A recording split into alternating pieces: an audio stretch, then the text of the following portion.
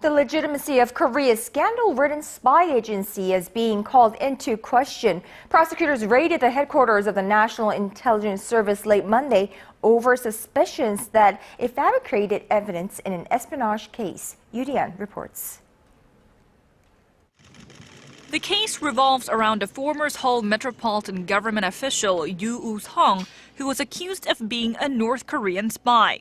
Yoo was initially cleared, but the prosecution appealed the case, putting forth new documents as evidence he traveled to North Korea as late as 2006.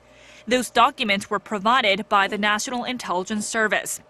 The case began late last year when the prosecution found those documents it received were faked, raising suspicions the NIS had fabricated the documents to set the city government official up as a spy.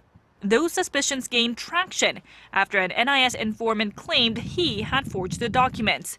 The informant, identified as Kim, attempted suicide last week after leaving a note saying that NIS owed him money he was supposed to receive in return for forging documents. Prosecutors raided the NIS headquarters for over 7 hours on Monday to determine whether the spy agency had requested forged documents from Kim, or whether it knew that the documents it received from Kim were faked. The intensive crackdown came only hours after President Park Geun-hye expressed strong regret over the scandal and called for a thorough investigation into the case. 이 일과 관련한 실체적 진실을 조속히 정확하게 밝혀서 더 이상 국민적 의혹이 없도록 해야 할 것입니다. This is the second time the prosecution has raided the spy agency since President Park came into office.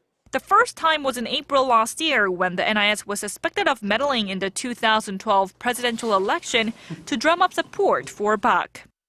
Yoo Li-an, Arirang News.